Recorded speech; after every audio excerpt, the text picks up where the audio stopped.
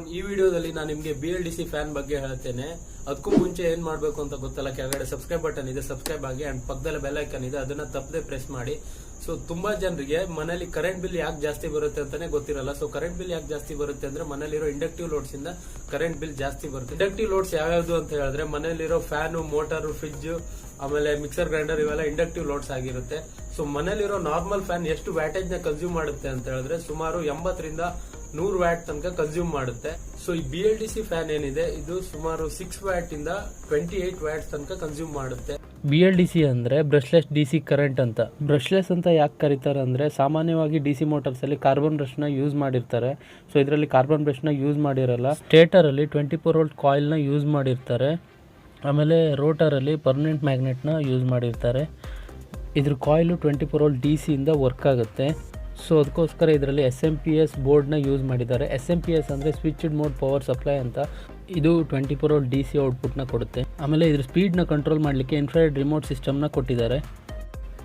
ಇದು ಅಟೋಂಬರ್ಗ್ ಕಂಪನಿದು BLDC fan. ಇದ್ರ ಲಿಂಕ್ನ ಡಿಸ್ಕ್ರಿಪ್ಷನಲ್ಲಿ ಹಾಕಿರ್ತೀನಿ.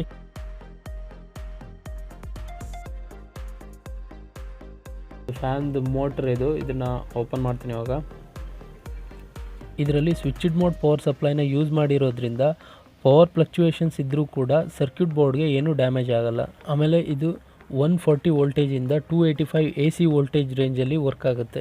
ಅಂದರೆ ವೋಲ್ಟೇಜ್ ವೇರಿಯೇಷನ್ಸ್ ಇದ್ದರೂ ಕೂಡ ಫ್ಯಾನ್ ಸ್ಪೀಡ್ ಸೇಮ್ ಇರುತ್ತೆ. ಆಮೇಲೆ ಇದು ಇನ್ವರ್ಟ್ರಲ್ಲಿ ತುಂಬ ಚೆನ್ನಾಗಿ ವರ್ಕ್ ಆಗುತ್ತೆ. ಇನ್ವರ್ಟರ್ ಬ್ಯಾಟ್ರಿ ಬ್ಯಾಕಪ್ ಕೂಡ ತುಂಬ ಚೆನ್ನಾಗಿ ಬರುತ್ತೆ. ಇದರ ಫ್ರಂಟಲ್ಲಿ ಟ್ರಾನ್ಸ್ಪರೆಂಟ್ ಗ್ಲಾಸ್ನ ಯೂಸ್ ಮಾಡಿದ್ದಾರೆ.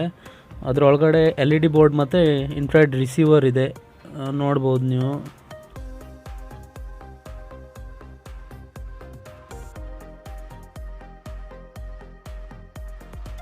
ಸೊ ಇದ್ರ ಜೊತೆ ರಿಮೋಟ್ನ ಕೊಟ್ಟಿದ್ದಾರೆ. ರಿಮೋಟ್ ಕೂಡ ತುಂಬ ಚೆನ್ನಾಗಿದೆ.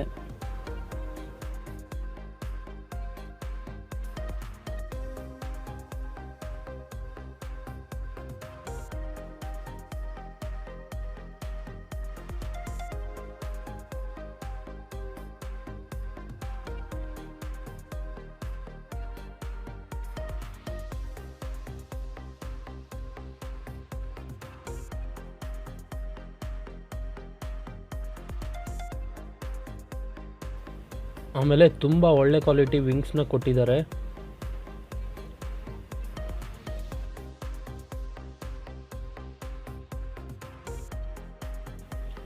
ಸೊ ಇದನ್ನು ಅಸೆಂಬಲ್ ಮಾಡಿ ಹೇಗೆ ವರ್ಕ್ ಆಗುತ್ತೆ ಅಂತ ತೋರಿಸ್ತೀನಿ ನಿಮಗೆ.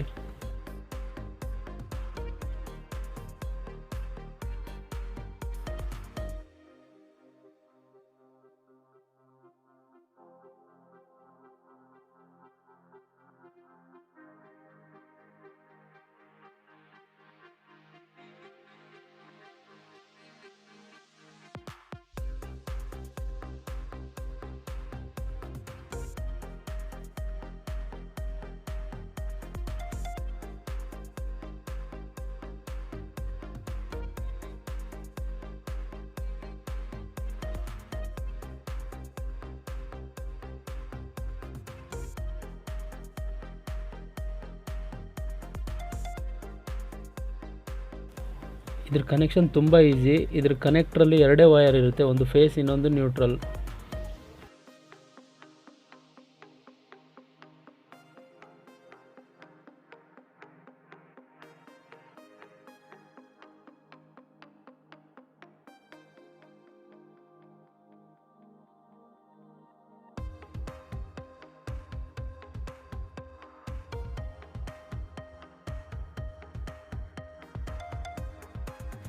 ಈ ಫ್ಯಾನ್ಗೆ ರೆಗ್ಯುಲೇಟರ್ ಅವಶ್ಯಕತೆ ಇರಲ್ಲ.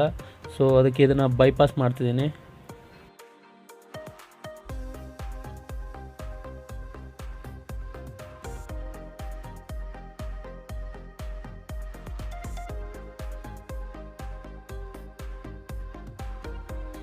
ರಿಮೋಟ್ ಮೇಲ್ಗಡೆ ಒಂದು ಚಿಕ್ಕ ಇಂಡಿಕೇಶನ್ LED ಕೊಟ್ಟಿದ್ದಾರೆ. ಅದು ಬಟನ್ ಪ್ರೆಸ್ ಮಾಡಿದ್ದನ್ನು ಇಂಡಿಕೇಟ್ ಮಾಡುತ್ತೆ. ಸೊ ಇವಾಗ ಫ್ಯಾನ್ನ ರಿಮೋಟಿಂದ ಆನ್ ಮಾಡ್ತೀನಿ.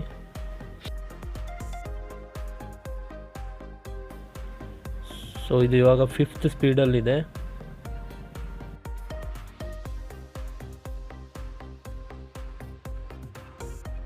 ಸ್ಪೀಡ್ನ ಡಿಕ್ರೀಸ್ ಮಾಡ್ತೀನಿ ಇವಾಗ. ಸೊ ಯಾವ ಸ್ಪೀಡಲ್ಲಿದೆ ಅಂತ LED ಇಂಡಿಕೇಟ್ ಮಾಡುತ್ತೆ. ಇವಾಗ ಅಷ್ಟು LED ನ ಆನ್ ಮಾಡ್ತೀನಿ. ಇವಾಗ ನೋಡಿ, ಸ್ಪೀಡ್ನ ಇನ್ನೊಂದು ಸಲ ಡಿಕ್ರೀಸ್ ಮಾಡ್ತೀನಿ ನೋಡಿ.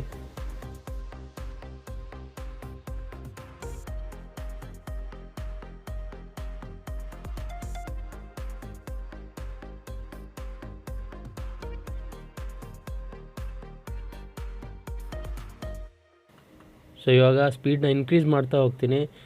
ಫ್ಯಾನ್ ಯಾವ ಸ್ಪೀಡಲ್ಲಿದೆ ಅಂತ LED ಇಂಡಿಕೇಟ್ ಮಾಡುತ್ತೆ ನೋಡಿ.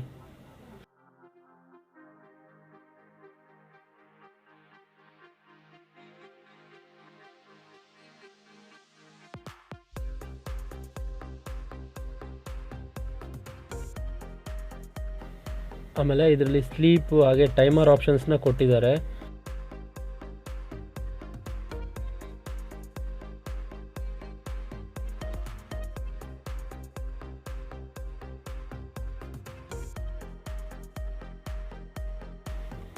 ನೈಟ್ ಟೈಮಲ್ಲಿ ಈ LED ಲೈಟ್ ತುಂಬ ಚೆನ್ನಾಗಿ ಕಾಣುತ್ತೆ.